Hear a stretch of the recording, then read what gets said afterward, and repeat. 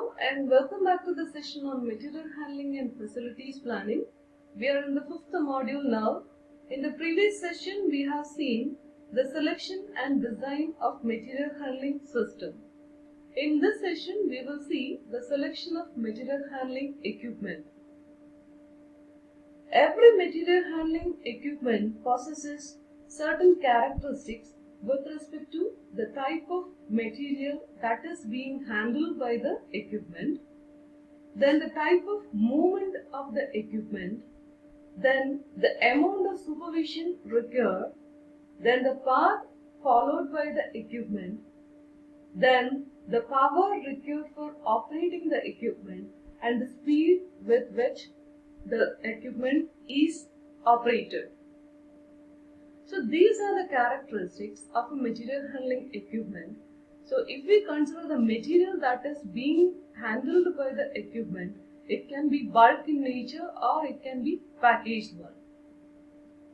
Now the movement of material handling equipment means it can have a vertical movement.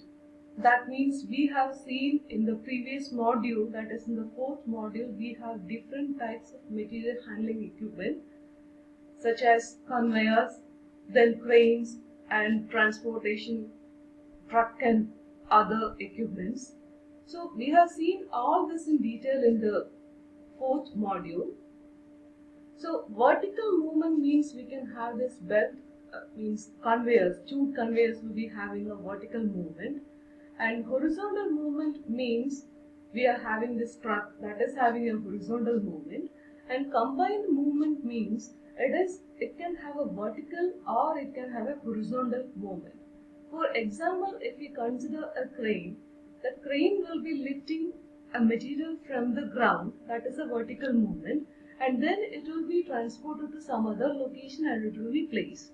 So that time it will be having a horizontal movement. So it can be combined movement.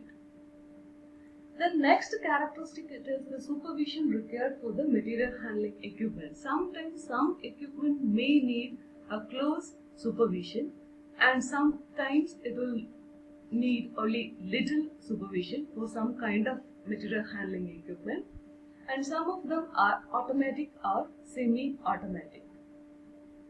And then the characteristic is the path followed by the material handling equipment. It can always have a variable path. That is, example, it is truck and the other equipments, wheel cart. In which direction we can use, that is, it is variable in nature. And fixed path, that is, we can use only, it can have only a fixed path. That is, the example is the conveyors. So belt conveyors. It is all the type of conveyors, it will be having a fixed path. Then some equipment can be used in fixed areas, trucks and other devices, equipments. So that is the characteristic, it is the path followed by the material handling equipment. Then we can have this characteristic, that is the speed with which the equipment is operated. It can be a variable speed or it is always a fixed speed, or it can be either fixed or variable speed. Then power required for operating this material handling equipment, it can run by using this electricity, or it can use the power of this IC engine, or we can manually operate this equipment, and sometimes we can operate the equipment by the concept of using the concept of gravity. That is in chute conveyors and all this we can use this gravity principle. There is no energy is required for transporting this material. And now we will see the need for maintenance of a material handling equipment. The proper maintenance of material handling equipment is extremely essential. Then only we can prevent the occurrence of bottlenecks, and the production line flow can be maintained only if the material handling equipment is in proper working condition. So the maintenance is always essential. It eases the use of manual handling and enhances operational efficiency. And In today's economic climate of higher labor and capital equipment cost, unexpected machine failure and malfunctions can seriously and relatively impact companies' profit. And then the breakdown, the failure or malfunction of material handling equipment can cost a company time and money.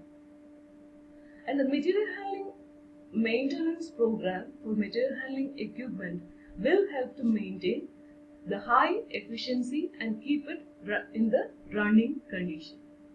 And this also reduces the cost of expensive repairs as a result of a breakdown or unnecessary wear, enhanced productivity due to least machinery downtime, and reduction in the potential for personal injury. So all these proper maintenance is required for a material handling equipment. Now we will see the selection of material handling equipment. A wide variety of material handling equipment is available in the market. We have seen it in the previous module. Some equipments are for general purpose use and some are of special purpose use. The choice of a particular equipment depends upon the specific requirements or the conditions of an industry. So naturally the best equipment will be one which permits smooth and continuous production flow, involves less accidents, reduces production cycle time, promotes the better working condition, then incurs less fatigue to the operators and brings down the total material handling cost. So the factors which have to be considered while we select a material handling equipment at this thing, and they are properties of the material, layout and characteristics of the building, production flow, cost considerations, nature of operation, engineering factors, equipment reliability. Now all these parameters we have discussed in the session 3 in module 4. So that has been explained there. So we will just see the next parameters. So any company will be having a technical team and to study all this material handling required and the type of material handling equipment available. So there is a database which consists of all the material handling equipments with the characteristics and which equipment is suitable for which kind of application. All this database is available, and then there is a technical team which will study the type of material flow required. That is, we have seen in the previous session what are the how we select a suitable material handling equipment. We have to consider different things. For example, the layout is a major one. We have this product layout, process layout. So from all these things, we can get proper information about the material flow that has to be maintained for a proper operation. So the selection of these parameters, values will be given, and the database, from the database, the type of this equipment available, all these things will be studied by this technical team. And here we are considering different parameters such as the location, the layout, the structural and specification, the raw material and the sources, and then we are to consider the quality and quantity of the product which is being manufactured, and the labor needed for this handling this equipment, that is whether it is a skilled labor or unskilled labor, and how we are to dispose the waste, what is the method that has to be adopted. So all these things has to be considered, and proper material handling equipment has to be selected, and the technical team will study the whole thing, and then three or more alternatives can be presented. So here it is 3 alternatives has been selected, that is material handling equipment 1, 2, 3, and then finally it will be the cost factors. We have to consider the cost factors, and this also we have seen in the previous module in detail how we arrive at this cost considerations. And here the feasibility will be it will be analyzed. The economic analysis will be done at this section, and if the equipment is suitable, if the cost associated with this material handling and the procurement of this equipment is suitable, it is okay with this company, then the final selection will be done. That is the selection of the material handling equipment. And then some other parameters also has to be considered in addition to the previously considered factors, such as this property, layout, production flow, cost considerations, nature and engineering of factors, equipment reliability, and these are, that is the equipment factors to be taken into consideration may well include the following. That is, one, it is the adaptability, the load carrying and the movement characteristics of the equipment should fit the material handling problem.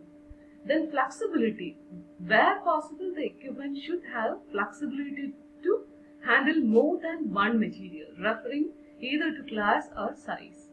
Then load capacity, equipment selected should have great enough load carrying characteristics to do the job effectively, yet should not be too large and result in excessive operating cost.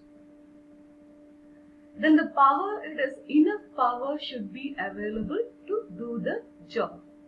The next one, it is the speed, rapidity of moving of material within the limits of the production process or plant safety should be considered. Then space requirement, the space required to install or operate the material handling equipment is an important factor in its selection. So depending upon the availability of the space, we have to choose the material handling equipment. Then the supervision required as applied to equipment selection, this refers to the degree of automaticity designed into the equipment. The ease of maintenance, equipment selected should be easily maintained at reasonable cost. Then environment, it is equipment selected must conform to any environment regulations. Then the last one, it is the cost. The consideration of the cost of the equipment is an obvious factor in its selection. As we have seen earlier, the cost is the final thing.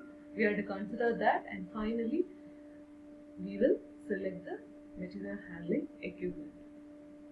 So in this session we have seen the selection of material handling equipment. Thank you.